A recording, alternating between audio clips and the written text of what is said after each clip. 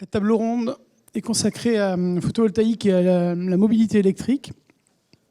Donc, il y a Axel Yock, cofondateur de Station Rêve, Laurent Schmitt, responsable du développement Europe de Décibel, Benoît Lelong, directeur de Citelia Énergie, Édouard Serreuil, direction technique de Morbihan Énergie, et Philippe Bourguignon, architecte du projet de navette ferroviaire Écotrain.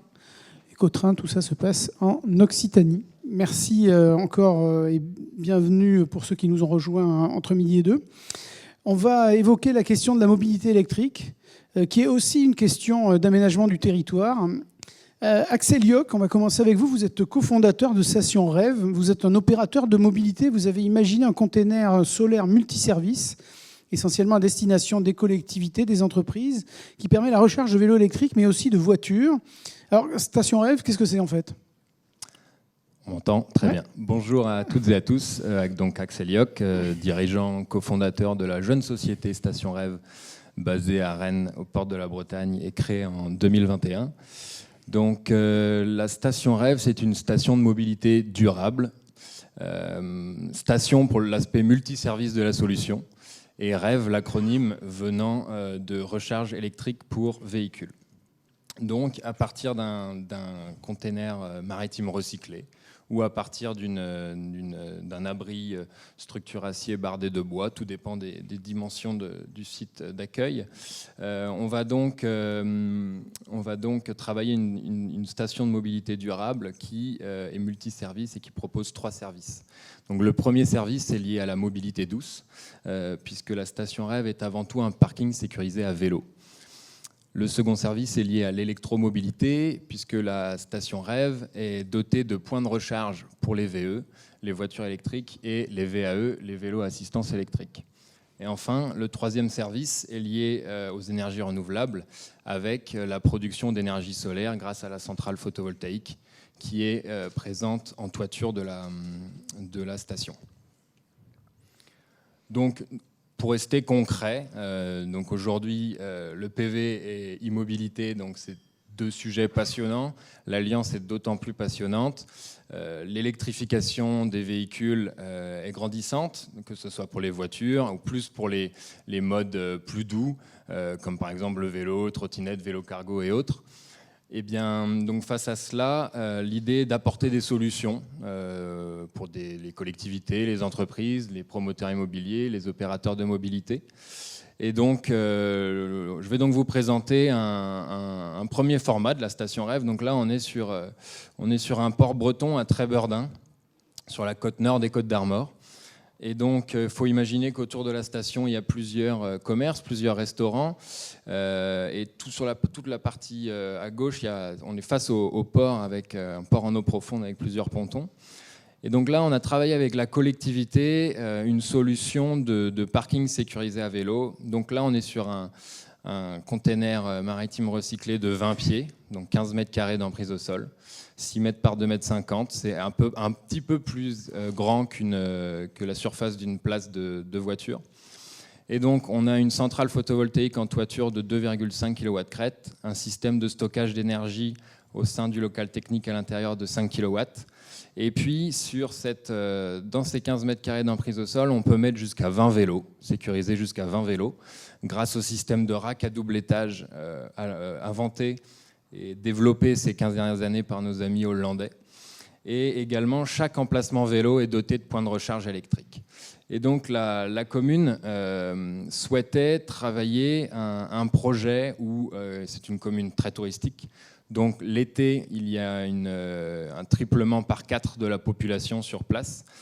Et donc, ils souhaitaient une solution mobile, c'est-à-dire sur le port l'été, qui est un vrai lieu touristique, et puis l'hiver plutôt près du complexe sportif. Et donc, sur les 20 emplacements sécurisés à vélo au sein de la station, il y en a 10 qui sont dédiés à la sécurisation des vélos, de son propre vélo personnel, lorsque je vais à la plage ou au commerce à côté, et 10 autres où on a développé en parallèle un service de location autonome de vélos. Et donc depuis le site internet de Station Rêve, mais qui est également relié au site internet de la commune, je peux donc créer mon compte, faire une réservation à la journée ou à la demi-journée. J'ai un QR code Et donc j'arrive devant la station, je flash le QR code et à l'intérieur, je prends le nombre de vélos que j'ai réservé. Donc un QR code pour 2 vélos, 4 vélos, voilà, tout dépend du groupe. Et donc par la suite, je vais donc me balader et visiter le territoire. Et tout ça sans l'intervention sans l'intervention humaine pour le début de la location et la fin de la location. Alors nous, après, tous les 48 heures, on passe voir si la flotte est en bon état au niveau des pneus, des freins, etc. Mais voilà pour ce premier cas concret faisant l'alliance PV et e-mobilité. Il y a une borne de recharge pour une voiture? Non, alors justement, pas sur celui-là. Le deuxième format, je vais y venir. Allons-y, Ouais. toujours anticiper, vous savez. Non, mais vous faites bien, vous faites bien. Donc, concevoir, fabriquer, installer des stations, c'est bien, mais quelque chose nous tient à cœur également, c'est de sensibiliser et d'éduquer, entre guillemets, les usagers et donc les citoyens de ces stations. Donc là, c'est quelques exemples, mais on aime beaucoup faire ça. C'est-à-dire, au sein de la station, il y a plusieurs affiches. Sur la partie plutôt, on aime bien utiliser l'expression de recharge solaire des vélos. Également, donc, plein d'autres mots sur le fait que l'alimentation et que la station soit autonome en énergie. Voilà. Toutes ces expressions intéressantes. Et on s'est amusé aussi à faire le créneau des réservations des vélos, donc sur les 10 emplacements sur les 20, varie en fonction des heures du soleil. C'est-à-dire sur le mois de juin, il était possible de réserver les vélos de 7h à 23h. Là, au mois de septembre, on est plus sur des horaires de 9h à 21h. Donc voilà, c'est des petites options, mais qui nous intéressent, puisque comme ça, les usagers et ceux qui louent les vélos, ils se rendent compte de « Ah oui, en effet, je peux utiliser le vélo quand il y a du soleil et donc quand les panneaux produisent, et donc ce qui permet de recharger les vélos ». Et enfin également, un autre exemple, c'est de la tarification dynamique, c'est-à-dire louer un vélo est moins cher à la journée, le tarif est moins élevé s'il y a beaucoup de soleil. Donc ça, c'est la première option. Là, pour le cas, la commune a plutôt préféré de faire une tarification dynamique, donc plutôt pour promouvoir l'usage des vélos, c'est-à-dire la tarification de la location des vélos est moindre lorsque le temps est un peu plus délicat, puisqu'en Bretagne, il fait beau plusieurs fois par jour, on le sait bien. Donc voilà, quelques exemples. Et donc un autre format de la station Rêve. Donc là, c'est une illustration 3D. On installe les premières de ce type-là début décembre pour le compte d'une collectivité également dans le Finistère, ce coup-ci un peu plus à l'ouest. Juste pour vous expliquer, donc voilà, avec l'usage de bornes de recharge installées sur les pignons de la station. Très bien. Donc juste pour vous donner, pareil, un cas concret, mais c'est intéressant. On est sur une commune très touristique l'été aussi, avec une population qui fait x10. Donc l'idée, c'est qu'il y a des parkings relais à l'entrée de la commune et à la sortie de la commune. La commune a donc décidé de s'équiper d'une station Rêve sur chaque parking relais. Et donc, il y a des navettes gratuites l'été pour se déplacer, pour aller à la plage et autres, et surtout pour désengorger le centre-bourg. Et donc, en plus, donc, je viens garer ma voiture, je peux la recharger si ma voiture est électrique, et sachant qu'aujourd'hui, il y a encore beaucoup de communes, donc plutôt dans le milieu rural, même si là on est sur le littoral, mais où il n'y a pas une borne de recharge pour voiture électrique à 20 km à la ronde. Donc ça se développe évidemment par rapport à il y a 2 ans, ça se développe. Mais par exemple là sur les 6 communes aux alentours, plus celle-ci, il n'y a pas une borne de recharge sur la voirie publique. Donc premièrement, la commune souhaitait s'équiper de cela. Le parking sécurisé à vélo, c'est le même principe que le premier format, donc c'est-à-dire les visiteurs du territoire vont pouvoir garer leur véhicule, soit prendre la navette gratuite ou louer des vélos à la demi-journée, à la journée ou sur leur séjour, pour par la suite se déplacer à vélo au sein de la commune. Et enfin, donc on travaille là pour le coup une centrale photovoltaïque de 8 kW crête avec cette charpente ailée qu'on a travaillée. Donc ce qui est sympa aussi, c'est que les usagers, toujours dans cette optique de vouloir sensibiliser, et bien au moins qu'on arrive près de la station, aux abords de la station, on voit ce que c'est un panneau photovoltaïque. Aujourd'hui, c'est vrai que tout le monde voit ce que c'est. Dans les médias, les champs solaires sont médiatisés, les ombrières, les toitures sur les maisons des particuliers, mais quand même, c'est toujours intéressant de voir le produit. Et donc, ces 9 kW crête, ces 8 kW crête, c'est 8 MWh produits environ chaque année. Eh bien, ils sont reliés sur l'établissement d'accueil du camping municipal, le parking relais est juste à côté du camping. Et pour l'autre station, à la sortie de la commune, le parking relais se situe juste à côté des ateliers municipaux. Et donc, pareil, les 8 MWh produits chaque année sont injectés sur le bâtiment. Vous avez des batteries ? Non, sur celui-là, non. C'est-à-dire on injecte en totalité sur le bâtiment. Et puis du coup, pour les bornes de recharge, donc on est sur, pour parler un peu technique, mais on est plus sur de la recharge lente, sur du courant AC. Donc on a une borne 7,4 et une borne 22 kW. Et donc l'électricité est donc soutirée des bâtiments ou injectée. Voilà.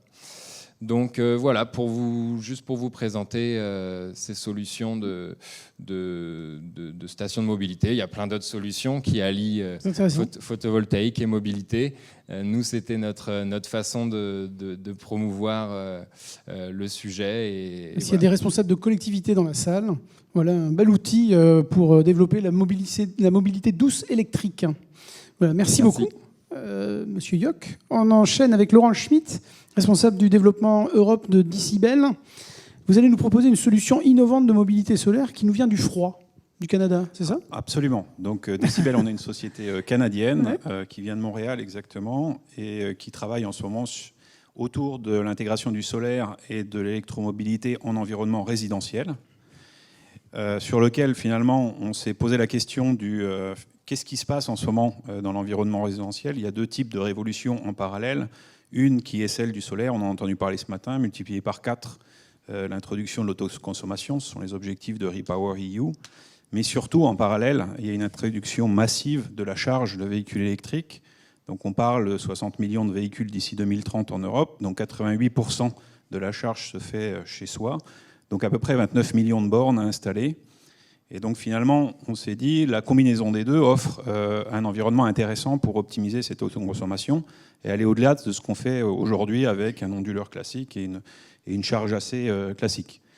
Donc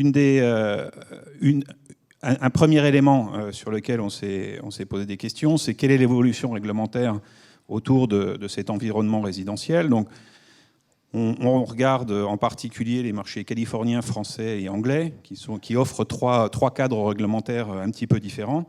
Et ce qu'on voit, c'est que finalement, au fur et à mesure qu'on introduit du photovoltaïque dans le système électrique, il y a de plus en plus d'incitations pour avoir une autoconsommation intelligente, mais aussi une revente du surplus intelligent, une revente dynamique de surplus. J'étais ravi d'entendre ce matin l'idée de travailler en négociation avec des fournisseurs sur le surplus pour aller au-delà des 10 centimes. Puisque le surplus, on pourrait le vendre directement sur le marché à 60 centimes. Beaucoup plus, oui. Et donc, l'idée, c'est d'essayer de ramener finalement des revenus supplémentaires et d'offrir une nouvelle optimisation, pas juste des kilowattheures produits vis-à-vis de ceux qui sont consommés, mais aussi en lien avec la tarification dynamique qui a lieu sur le marché de gros. Donc ça, il n'y a rien de nouveau finalement, ça existe déjà en Angleterre avec Octopus, qui aujourd'hui valorise l'énergie photovoltaïque à la pointe aux alentours de 48 centimes, donc bien plus haut que les 9 centimes. Donc l'idée, c'est bel et bien d'anticiper cette évolution réglementaire. Vous me disiez d'ailleurs qu'il est plus cher de faire le plein d'un véhicule électrique en Angleterre en ce moment qu'un véhicule thermique. Donc effectivement, en Angleterre, si on fait une petite parenthèse sur l'Angleterre, effectivement, ils ont atteint des tels niveaux de prix dans le résidentiel qu'aujourd'hui, les conducteurs de véhicules électriques se posent énormément de questions. Ouais. Au prix actuel des kilowattheures dans les maisons, il y a des études qui circulent en ce moment. Alors, la nouvelle Première ministre a décidé de revenir un petit peu en arrière, mais on avait atteint un niveau où c'était finalement la même chose de rouler en thermique qu'en électrique, et où le solaire venait, on va dire, comme une bouffée d'oxygène pour vraiment redescendre finalement cette consommation aux alentours des 10-15 cents par opposition aux 60-70 cents du kilowattheure qu'on avait atteint. On sait donc, au-delà de ces deux évolutions et réglementaires et technologiques, on s'est posé aussi la question de comment mieux intégrer finalement le solaire avec le véhicule électrique, et en particulier de cette fameuse question du DC. puisqu'effectivement, un véhicule électrique, c'est ni plus ni moins qu'une batterie sur roue. Pourquoi pas utiliser cette batterie en mode bidirectionnel ? Et donc, on a commencé à travailler avec des fabricants de véhicules électriques. On est en contact avec à peu près 60% d'entre eux actuellement à discuter de différents modèles. Et on s'est aperçu que finalement, une manière de le faire, la plus évidente, c'est de basculer vers la charge en courant continu dans les maisons et de permettre, autant que faire se peut, la charge du véhicule en DC directement, si c'est possible, mais surtout un pilotage de cette charge dans les deux sens et éventuellement, pourquoi pas rajouter une batterie, puisque si on est dans une maison où on commence à rajouter plein d'autres équipements, donc des pompes à chaleur, de véhicules, etc., on peut être amené à des limites de connexion réseau. Enedis, on a entendu ce matin parler, par exemple, on a du mal en France à aller au-delà de 12 kW en monophasé, donc pourquoi pas amener finalement aussi en parallèle une batterie, si jamais il s'avère que la connexion au réseau n'est pas suffisante. Donc est né cet équipement qu'on n'appelle pas un onduleur, qu'on n'appelle pas une borne de charge, on appelle ça une station énergétique résidentielle. Pourquoi ? Parce que c'est en même temps une mini-centrale résidentielle, un point de charge pour votre véhicule électrique et un outil qui vous optimise de manière dynamique votre consommation, pas sur la base des kilowattheures produits et consommés, mais sur la base aussi de la tarification dynamique et de ce que vous êtes capable de revendre, on va dire, à des responsables d'équilibre, des agrégateurs, qui, eux, vont être intéressés par vous racheter la puissance que vous n'êtes pas capable de... Donc on a fait quelques simulations. Notre vision, c'est que finalement, il ne faut surtout pas se limiter à 4 kW dans les maisons. Nous, on pense qu'une belle toiture qui est orientée vers le sud, il faut aller tout de suite l'équiper au maximum de ce qu'elle peut, donc 9-12 kW. Et puis on a fait des simulations avec un véhicule électrique qui typiquement roulait 20 000 km par an. En supposant, on triche un petit peu dans nos simulations, que le véhicule électrique est là aux heures de pointe solaire, on pourrait éventuellement en reparler un petit peu après, évidemment.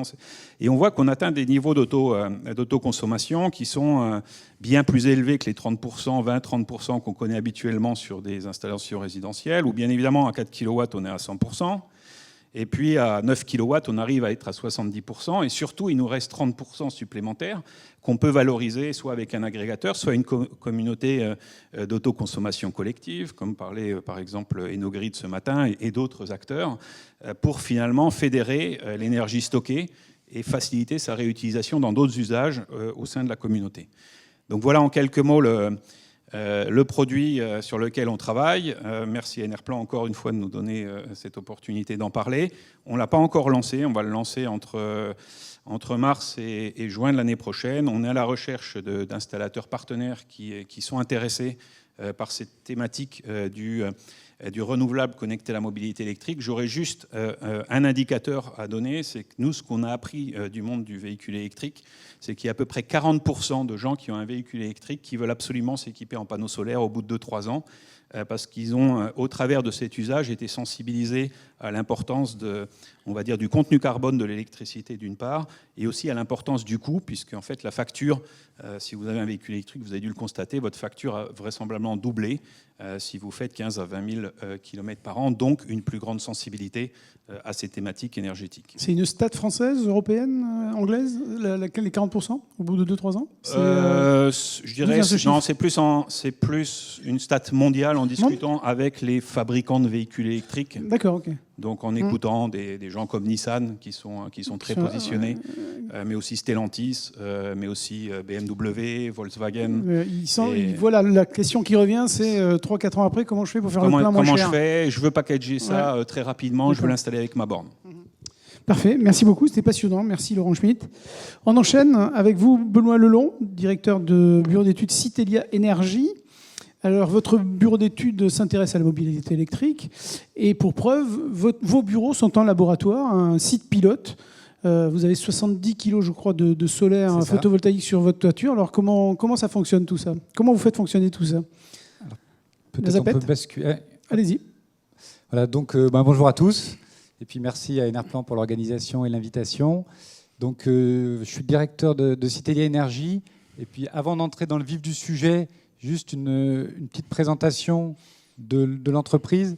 Donc, Citelia Énergie, on est un acteur un peu historique du photovoltaïque en France depuis 30 ans, autour de 2 métiers. Donc, on est bureau d'études et on développe des solutions logicielles avec la suite Archelios, Archelios Pro, les cadastres solaires. Et puis, on fait partie d'un groupe qui s'appelle le groupe Trace, voilà, qui réunit à peu près 200 salariés et qui est spécialisé dans tout ce qui est solutions logicielles autour de l'énergie et de la 3D. Donc, je vais parler d'un démonstrateur qui est notre nouveau siège et qu'on occupe depuis 1 an et qu'on a voulu comme un laboratoire un peu et un démonstrateur de nos savoir-faire. Donc, plutôt que de vous montrer encore des diapositives, on a prévu de vous présenter une petite vidéo de 40 secondes qui vous montre un petit peu ce qu'on a fait sur le bâtiment. Alors, je ne sais pas, en régie, vous avez la vidéo régie, peut-être que la vidéo peut être lancée. Quelqu'un a la vidéo? Attends, le temps de caler la vidéo, on peut peut-être en parler, tout simplement aussi. Exactement. Ouais. Donc, c'est un bâtiment qui a, comme on le disait... Qui est installé où? Vous êtes installé où? Vous êtes au Bourget-du-Lac, c'est ça? On est au Bourget-du-Lac. Ouais, dans l'un des fiefs du solaire français. Exactement. Ouais. On est à côté de l'INES, à côté de l'EDF-CIH, donc le centre un peu des énergies renouvelables en France. Donc, on a un bâtiment qui est très faiblement consommateur. Donc, c'est la première chose. Hein. C'est si on veut, vraiment relever les défis de la transition énergétique, le premier levier, c'est quand même de consommer le moins possible. Donc, on a notamment de la géothermie, on a des sondes à 100 mètres de profondeur, une pompe à chaleur performante. Et voilà, on a tiré parti évidemment du soleil aussi de manière passive. Donc, on a des apports solaires qui sont privilégiés en hiver et qui sont bloqués en été. Donc ça, c'est pour la partie consommation. Sur la partie photovoltaïque, donc, on a une centrale de production de 70 kW crête, donc avec certaines innovations.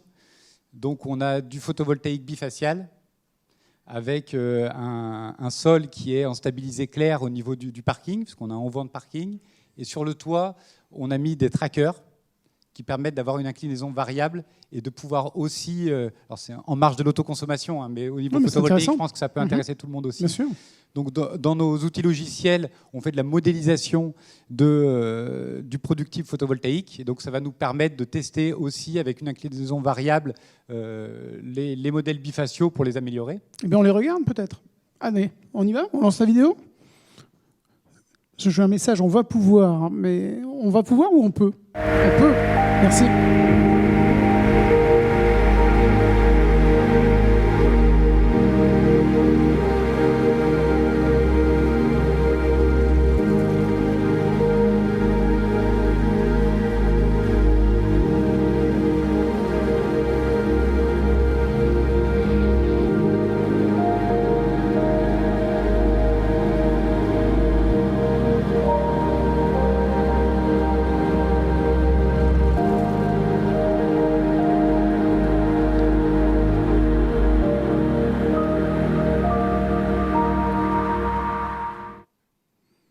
Voilà, merci beaucoup pour la vidéo. Eh bien, merci. Donc, ça a permis de voir les différents concepts qui ont été développés. Donc, j'ai parlé de la production. Maintenant, comment est valorisée l'électricité photovoltaïque? Donc, elle est valorisée en autoconsommation individuelle. Actuellement, on produit à peu près 2 fois plus que ce qu'on consomme. Et on a un taux d'autoconsommation qu'on a calculé, parce qu'on n'a pas encore des données sur l'ensemble de l'année, à peu près aux alentours de 30%.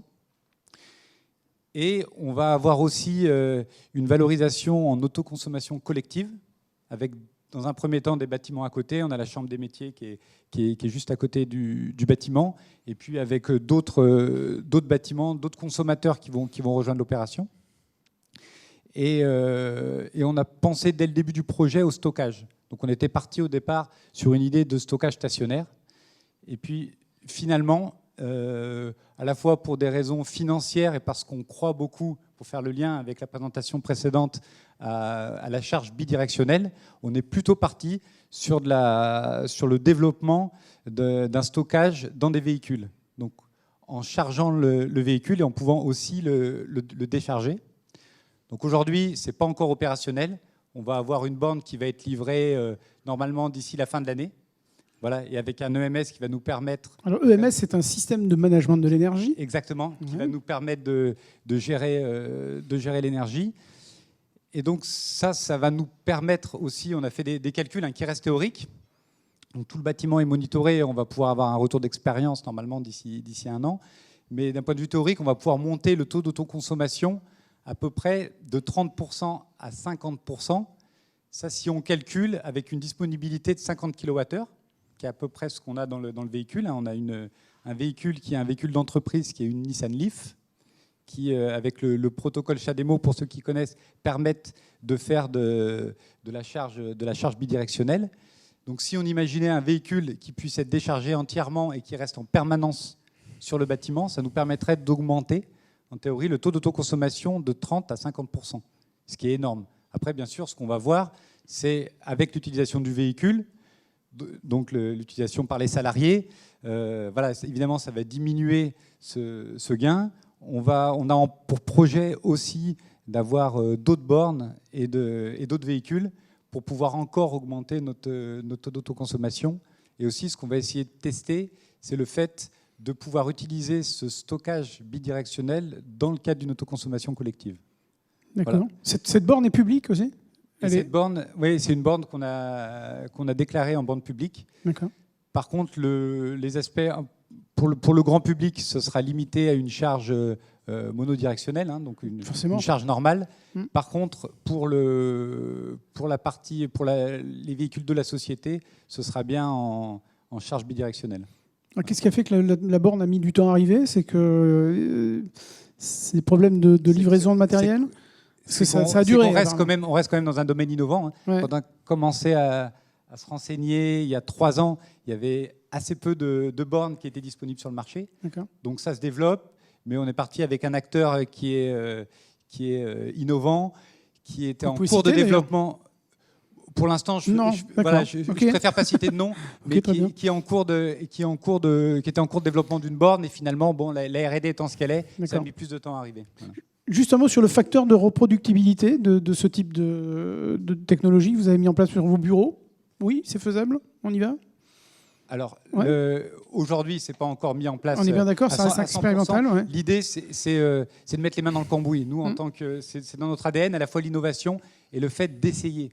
C'est-à-dire que c'est bien beau en tant que bureau d'études de conseiller des clients, mais c'est beaucoup plus crédible quand on a mis les mains dedans. Donc on y croit très fort. Il n'y a aucun... Aujourd'hui, on en discutait aussi entre nous, hein, un peu en tant qu'expert d'immobilité. Aujourd'hui, il n'y a pas vraiment de verrou technologique. Donc, il y en a d'autres, il y a une complexité derrière, mais on y croit très fort, oui, sur la reproductibilité. Et pourquoi on l'a mis en place ? Parce qu'on avait des clients qui nous demandaient exactement... Alors là, c'est plutôt l'inverse, des clients qui étaient intéressés par du photovoltaïque, qui installent des bornes de recharge et qui disent mais comment on peut faire le lien entre les deux, à la fois en smart charging, c'est-à-dire en chargeant au fil du soleil, et à la fois aussi en pouvant utiliser les véhicules comme stockage roulant. Et vous avez acheté un véhicule électrique du coup ? Exactement. Eh ben ouais, forcément. Bravo. Merci beaucoup, Benoît Lelong. On enchaîne avec Édouard Serreuil, à la direction technique de Morbihan Énergie. Morbihan Énergie qui porte un projet phare de mobilité électrique solaire avec Renault sur Belle-Île, avec l'objectif d'utiliser la capacité des véhicules électriques pour maximiser la production solaire en optimisant la consommation. Expliquez-nous tout ça. Ça a l'air compliqué comme ça, mais vous allez nous l'expliquer. Merci, bonjour à tous. Oui, donc du coup, Édouard Serreuil, moi je suis sur une petite unité stratégie innovation à Morbihan Énergie. Et en effet, on a mis en place un projet de type microgrid au sein d'un village vacances sur Belle-Île, où avec Renault, dans le cadre d'un contrat de recherche et développement, on a installé une solution de batterie seconde vie et un véhicule bidirectionnel pour pouvoir optimiser les flux d'électricité à l'échelle de ce site de consommation. Et dans le cadre de ce projet, on est accompagné par l'Europe pour le cofinancement. Ces batteries de Zoé, de seconde vie, c'est ça ? De Renault, tout simplement ? Oui, ouais, tout à fait. On est sur des batteries de Zoé première génération et on est sur un véhicule bidirectionnel de type Zoé. Juste peut-être quelques mots pourquoi on en est arrivé là. Donc Morbihan Énergie, on est un établissement public qui travaillons sur les sujets de la transition énergétique pour les territoires, sur les domaines de la mobilité, sur les domaines de l'énergie, de l'achat à la maîtrise, à la production d'énergie pour les territoires. On a un certain passif sur les petits sujets démonstrateurs ou les projets d'innovation. Accessoirement, on a mené quelques projets d'autoconsommation collective. Et sur la partie microgrid, on s'est lancé en 2010 dans le cadre de la construction de notre siège avec un aspect production, stockage et autoconsommation à l'échelle du bâtiment pour travailler sur des solutions de flexibilité. Les premiers retours d'expérience qu'on a eus, c'est que au niveau de la flexibilité électrique sur les usages des bâtiments tertiaires, ils sont difficilement mobilisables. Il y en a, c'est pas la question, mais ils sont difficilement mobilisables. Par contre, c'est vrai que quand on commence à mettre une batterie de stockage au niveau de l'installation, c'est tout de suite beaucoup plus facile parce qu'on a une capacité électrique, de la puissance qui est mobilisable. Dans le cadre du projet, on était parti sur de bâtiment, on était parti sur une batterie de 50 kWh. Ça permettait d'effacer le bâtiment pendant 2 heures. Et on a fait le constat au fur et à mesure des années, je dirais entre 2015 et 2018, que finalement, on avait notre batterie stationnaire de 50 kWh dans le bâtiment, mais on avait plus de batteries sur le parking avec les voitures électriques que ce qu'on avait dans le bâtiment. Ouais. Typiquement, aujourd'hui, on a quasiment 600 kWh de batterie. Voilà, vous n'êtes pas sans savoir qu'une voiture, aujourd'hui, dans les standards, on est sur 50 kWh. C'est ce qu'on avait mis en stationnaire à l'époque. Et là, aujourd'hui, c'est ce qu'on a dans une voiture qu'on achète pour se déplacer. Et donc tout l'enjeu, c'est de se dire finalement comment je vais exploiter cette batterie de stockage qui finalement est payée pour se déplacer, mais indirectement peut amener un certain nombre de services énergétiques, quoi. Et donc du coup, on a travaillé avec Renault dans le cadre d'un projet démonstrateur. Alors historiquement c'était Renault, maintenant c'est Mobilise. Donc où on a 2 systèmes où on vient directement utiliser le véhicule électrique pour du service énergétique. Le premier, c'est le reconditionnement de batteries qui ont fait leur temps dans les véhicules, mais voilà, vous savez qu'au bout d'un certain nombre de temps, quand la batterie baisse en performance, du coup, elle est changée au niveau du véhicule. Pour autant, il lui reste encore une certaine capacité. Et donc là, dans le projet, l'enjeu, c'était de reconditionner ces batteries pour les utiliser comme du stockage stationnaire, ce qu'on appelle les batteries seconde vie. Tout l'intérêt, c'est de travailler et d'essayer de standardiser ces reconditionnements, parce que en effet, on a une batterie qui a un coût résiduel très faible à ce moment-là de sa vie. Par contre, il y a un coût non négligeable pour son reconditionnement, la remettre dans un environnement stable avec le transformateur, le BMS, la partie gestion de température, gestion de sécurité. Et c'est ça qui coûte, quand c'est fait de manière ponctuelle, beaucoup plus cher que le prix de la batterie au bout de ces 7 ans d'usage dans la voiture. Donc ce qui est intéressant, c'est d'accompagner ces premiers tests, premiers déploiements pour envisager demain des baisses de prix sur ces reconditionnements, parce que des nombres de batteries seconde vie, on va en avoir. Après, tout l'enjeu sera de savoir si elles sont réutilisées ou si elles sont recyclées. Donc ça, c'est la première partie, l'utilisation du stockage stationnaire. On a 10 batteries, ça représente à peu près 200 kWh. Et le deuxième aspect, c'est la partie du véhicule bidirectionnel. Donc là, on utilise une Zoé qui a été légèrement modifiée pour pouvoir fonctionner en courant alternatif et décharger l'électricité qui est contenue dans la batterie quand elle n'est pas utilisée pour la mobilité. Parce qu'en effet, voilà, un véhicule électrique, je ne sais pas si vous êtes déjà posé la question, mais il est même un véhicule normal, il est stationné 90% du temps, et donc pendant qu'il est stationné, on peut le charger au bon moment, donc c'est la gestion de la recharge, le smart charging, mais on peut aussi imaginer le décharger avec la seule condition d'avoir remis un peu d'énergie au moment où il a besoin d'être utilisé pour se déplacer. Donc il y a une approche sur tout le volet usage et acceptation qui est à prendre en compte dans le cadre de la démonstration. Plus que l'approche technique, parce que nous, on n'est pas là pour développer un produit, mais plutôt pour le tester dans son intégration. Et donc là, on le voit au centre, on a une installation photovoltaïque de 77 kW crête, et on maximise la production locale et l'autoconsommation grâce à ces 2 solutions de flexibilité que sont le stockage stationnaire et le véhicule. Et ça nous permet de basculer en gros de 60% d'autoconsommation si on n'avait pas ces équipements à quasiment 95% d'autoconsommation. Et pour faire fonctionner cet ensemble, bien évidemment, on a installé un PMS et EMS, donc Power Management System, Energy Management System, qui vont piloter les équipements de puissance et qui vont prédire les consommations et la production pour optimiser les scénarios par pas de temps de 24 heures. Et c'est ça qui est intéressant dans le cadre de ces projets, c'est que les solutions prises de manière indépendante, elles fonctionnent assez simplement, je dirais. Maintenant, l'enjeu, c'est de réussir à faire communiquer l'ensemble et à les faire fonctionner ensemble. Ce que vous me disiez quand on préparait l'interview, tous les deux, toutes les solutions existent, il n'y a rien de transcendant dans tout ça, il suffit de mettre les choses ensemble. Tout à fait. Ouais, et là, sur la partie des bâtiments tertiaires, parce qu'on est sur ces niveaux de puissance-là, on est un peu au-dessus de la partie habitation. On a un enjeu sur qui vient gérer cette énergie, parce qu'aujourd'hui, on a le monde des bornes de recharge qui discutent en ECPP, on a le monde du bâtiment qui discute en mode bus, et donc là, il y a un peu de travail pour que finalement, chacun s'accorde sur le bon protocole et qui est le maître et qui est l'esclave dans l'histoire. Mais c'est ça qui est intéressant aussi, c'est qu'il y a un vrai enjeu à ce que les gens puissent travailler ensemble pour que ça puisse se développer, se démultiplier, quoi. Mais justement, le facteur de réplicabilité, d'un tel projet, d'un tel microgrid.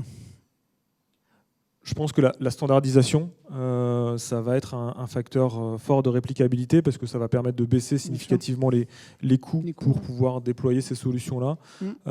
L'autre aspect qui n'est pas encore résolu, c'est finalement qui va piloter ces équipements.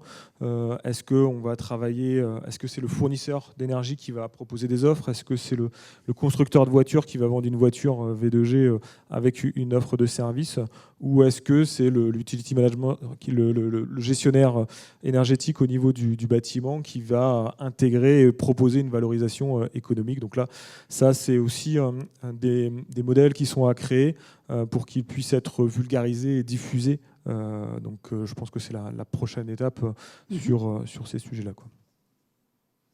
D'accord. Un dernier mot peut-être sur votre projet GoFlex avec le Gimelec qu'on recevra tout à l'heure, étiquetage et flexibilité du bâtiment, sur lequel vous travaillez, Morbihan Énergie.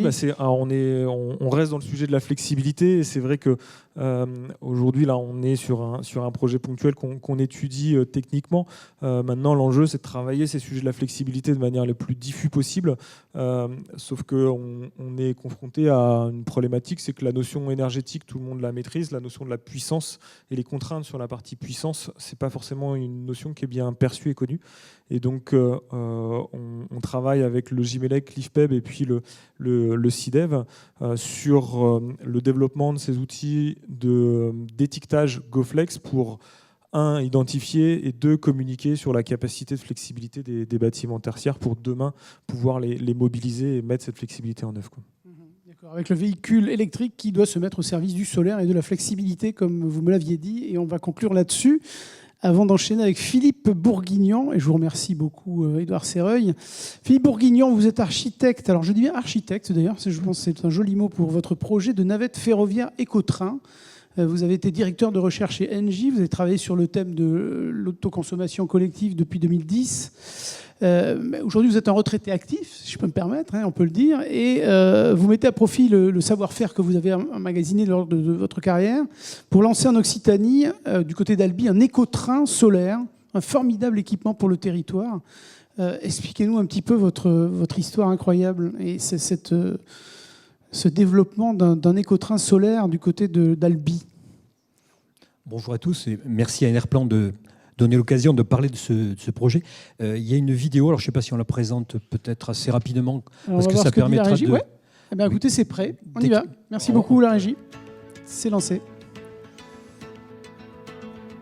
Grâce à sa cabine en fibre de lin et à l'énergie solaire utilisée pour charger ses batteries, Ecotrain est le transport en commun qui a les plus faibles émissions carbone de la planète. En réutilisant les voies de chemin de fer, Ecotrain redonne vie aux territoires ruraux. Avec 20 voyages par jour, des arrêts à la demande dans toutes les gares, il redessine la carte du territoire, remet à l'honneur les mobilités alternatives aux tout-voitures et redynamise les villes et bourgs desservies. Au-delà du transport de passagers, une version micro-fret de l'Ecotrain, prévue pour favoriser les circuits courts, sera déployée sur les mêmes lignes, favorisant la relance des commerces de proximité et une meilleure valorisation de la production agricole locale. Faisant appel à un consortium d'industriels français de référence pour le construire, il donne aux ingénieurs et aux techniciens du monde ferroviaire la place qui est la leur. Fer de lance d'une innovation citoyenne, respectueuse de l'environnement et des finances publiques. Associant maîtrise d'ouvrage public et licence libre, Écotrain pourra être déployé en France et produit dans beaucoup d'autres pays, la lutte contre le réchauffement climatique ne s'arrêtant pas à nos frontières. Grâce au savoir-faire des industriels partenaires d'Écotrain, les premiers essais du prototype seront réalisés dès 2022 dans les régions qui souhaitent expérimenter une ligne pilote. La production commerciale sera disponible dès 2024 en fonction des pays.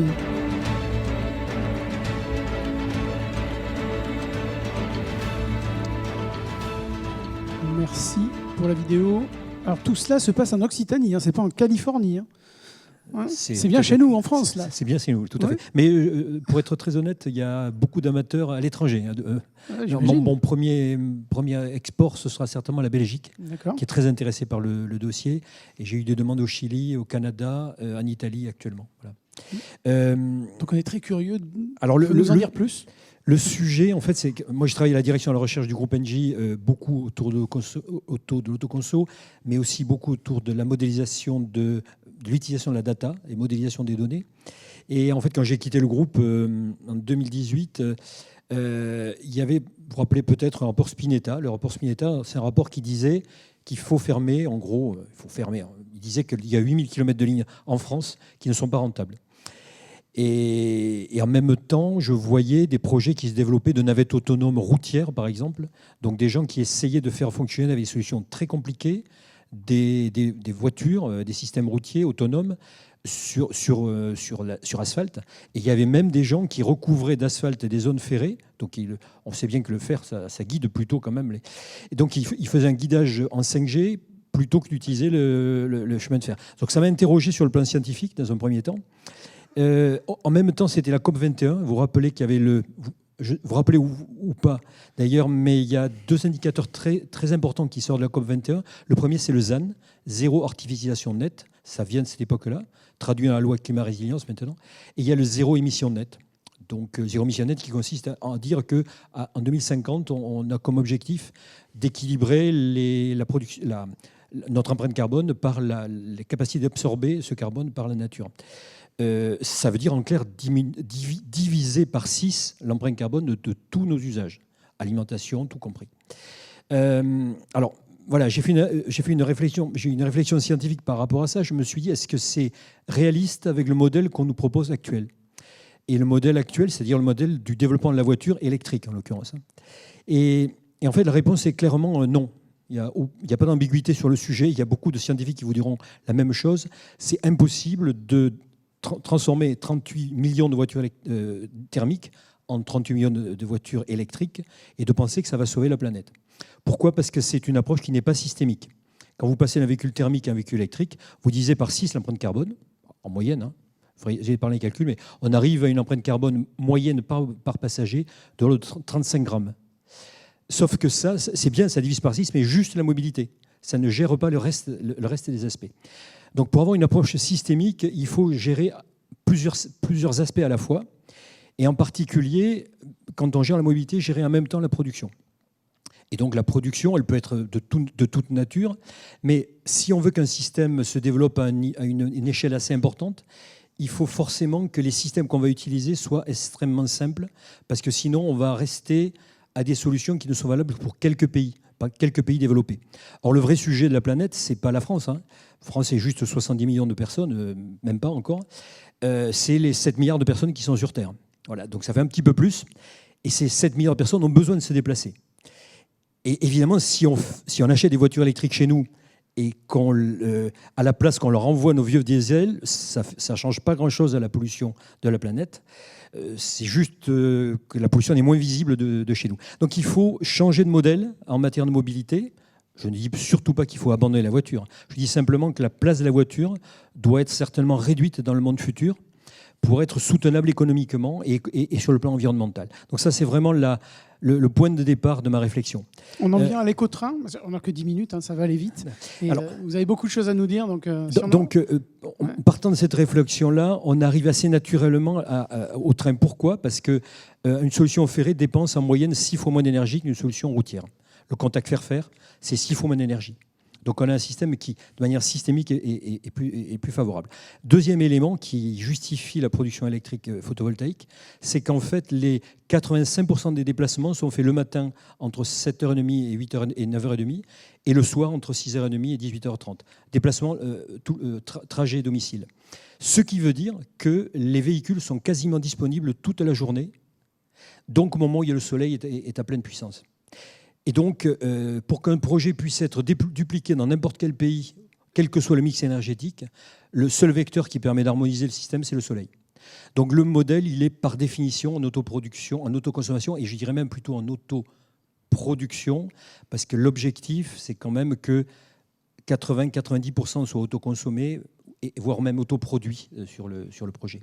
Voilà, l'énergie fait partie du modèle, parce que ces petites lignes ne fonctionnaient pas parce qu'elles sont trop coûteuses. Or, le mix énergétique, le fait d'apporter du solaire sur la ligne, permet de ramener des recettes, et ces recettes viennent compenser les subventions que les États ou les régions ne peuvent plus donner. Et donc, c'est un modèle aussi de financer le projet via la production électrique. Donc, c'est pour ça l'approche, elle est à la fois combinée énergie et mobilité, parce qu'on ne peut pas dissocier les deux. Et le point, c'est qu'aujourd'hui, nous sommes à une étape intermédiaire. Actuellement, le projet est financé par l'État. On a un financement de l'ordre de 6 à 8 millions d'euros. Déjà, ça c'est acté. Qui est acté. D'accord. Ça nous permet de faire tous les démonstrateurs. Donc, en l'occurrence, celui qu'on vient d'évoquer sur Albi Saint-Juéry. Ça ne nous permet pas de passer à l'échelle pour pouvoir démultiplier le modèle à une échelle plus vaste. Et là, on est dans une deuxième phase actuellement de levée de fonds pour passer à une échelle de démonstrateur définitif et de phase de pré-commercialisation, parce qu'en fait, elle va permettre de déployer le modèle en open source, open hardware. Le projet étant de mettre à disposition ce modèle de la part de tous les constructeurs qui voudront le développer et le produire chez eux. Vous faites aussi appel à des voiturettes électriques pour le dernier kilomètre ? Tout à fait. C'est très bien pensé, votre projet. On pouvait pas, quand on est dans un système, on ne peut pas se contenter les gens à la porte de la gare. Si on les laisse à la porte de la gare, ils ne prennent pas le train. Donc, on a un partenaire qui s'appelle Avatar, qui est basé à La Rochelle, qui développe des voiturettes électriques en mode open source aussi, open hardware.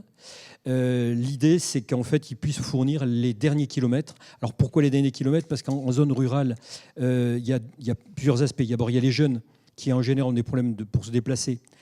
Or, les voiturettes, on peut les conduire à partir de l'âge de 14 ans. Et puis, il y a aussi population vieillissante, beaucoup de personnes âgées qui n'ont plus la possibilité de conduire des voitures classiques. Et enfin, il y a des gens qui ont peut-être envie de conduire des voitures qui sont moins consommatrices d'énergie. Or, pour faire 5 km ou 3 km qui nous séparent de la maison, on n'a pas forcément besoin d'avoir un SUV pour faire ces 10 km. Votre partenaire solaire, c'est Amarenco sur ce projet ? Tout à fait, vous savez tout. Là, j'ai parlé essentiellement du volet effectivement mobilité. Ouais. Le projet est assez vaste puisqu'il y a un volet mobilité, un volet production électrique, il y a un volet production, 5G, développement du réseau 5G, et enfin un volet aménagement rural avec rénovation des bâtiments. Donc sur le volet production électrique, c'est effectivement Amarenco et l'école des mines d'Albi qui sont notre partenaire depuis maintenant un peu plus d'1 an. Eux, ils sont financés par le plan de relance. Et le cadrage pour Amarenco, c'est le suivant, c'est d'essayer de tout consommer sur place, de ne pas renvoyer sur le réseau. On n'y arrivera pas, on a bien compris. Mais l'objectif, c'est, comme on est en zone rurale, on a beaucoup de consommation agroalimentaire, donc des gens qui sont très saisonnalisés. Ça tombe bien parce que le soleil, il est plutôt quand même un été qu'un hiver. Et donc, on a des usages saisonnalisés. Et donc, on est en train, sur les départements pilotes, que ce sont le Tarn-et-Garonne et le Gers, on est en train de chercher actuellement des industriels à proximité immédiate de la ligne pour leur donner les suppléments de production que nous avons en été. Et donc, faire un win-win, en fait. Avoir un engagement avec eux sur l'achat de production pendant un très long terme. Et en contrepartie, ils ont de l'énergie solaire dont le prix est très stable. Donc la garantie, c'est que ce soit en mobilité qu'en agriculture, on a un prix qui est garanti pour plutôt 40 ans que 25, puisque, petite précision, ce sera des panneaux bivers fabriqués en Europe, qui ont une durabilité plus longue que les panneaux classiques. Ils sont plus chers, donc on a un modèle d'affaires qui sera plus long à amortir, par contre plus durable, puisque l'objectif, vous l'avez bien compris, c'est baisser l'empreinte carbone à 2 grammes par kilomètre voyageur. Et tout ça dans un cadre d'autoconsommation collective avec le surplus qui part vers les maisons voisines, c'est ça? Alors, effectivement, comme on sait qu'on n'arrivera pas à tout consommer en microgrid, le supplément le fera en autoconsommation collective. L'objectif, le deal qui est passé avec les élus, c'est de donner cette énergie excédentaire de manière à favoriser l'implantation et la rénovation d'habitats à proximité immédiate des gares. Puisqu'en fait, grâce à la loi plutôt climat résilience, à partir de 2030, les postes seront complètement gelés. Et donc, ça va plus ou moins obliger, c'est une bonne chose, de rénover l'habitat ancien et de redonner un certain cachet aux zones rurales qui, aujourd'hui, sont un peu entourées quand même de supermarchés. D'accord. Vous me donnez rendez-vous quand dans votre train là? Quand est-ce qu'on fait le voyage? Il me tarde. Alors, si vous voulez prendre vraiment avec moi les mêmes risques, à la fin de 2023, on a déjà un proto qui va tourner sur, je veux bien prendre le risque. Sur le site de Socofer à Tours. Okay. Je pense qu'en 2026, on prendra moins de risques puisqu'on aura déjà un bout d'homologation. D'accord. Voilà, 2026, on prendra moins de risques. Et puis en 2027, j'espère qu'il sera déployé à la fois sur la zone d'Albi et sur la zone de Agen-Auch. Passionnant. Merci beaucoup Philippe Bourguignon pour cette passion qui vous habite et que vous nous faites communiquer cet après-midi. Des questions dans la salle peut-être? Ouais. Alors, toujours pareil, question rapide, réponse rapide. Juste avant la question, j'ai une petite, je pense mes amis en distanciel. La connexion bidirectionnelle de la ZOE est-elle en CHAdeMO, me demande Jean-Claude Lemaire. Allez-y. Réponse rapide, c'est une connexion en courant alternatif. Donc du coup, on est en type 2. D'accord, ok. Il aura compris. Allez-y. Oui, ma question s'adresse à Monsieur Lelon et son excellent laboratoire. Une question qui est pratique, sachant que l'essentiel de la consommation d'un bâtiment, c'est chauffage et climatisation. Pourquoi n'avez-vous pas songé à stocker les calories plutôt que des kilowatts dans des batteries? C'est-à-dire que vous chauffez un mur à inertie, une piscine, avec la production photovoltaïque, et puis qu'ensuite vous puissiez rester dans vos bâtiments et libérer ainsi vos batteries. Idem pour la climatisation l'été. Cette démarche ne vous a pas semblé pertinente? Alors, ce qu'on a fait, j'ai parlé de géothermie. Alors, ça revient un petit peu au même, dans le sens où donc, on a des sondes géothermiques de 100 mètres avec une pompe à chaleur. Donc l'hiver, on va venir tirer des calories du sol et on les tire avec une pompe à chaleur, avec de l'électricité photovoltaïque.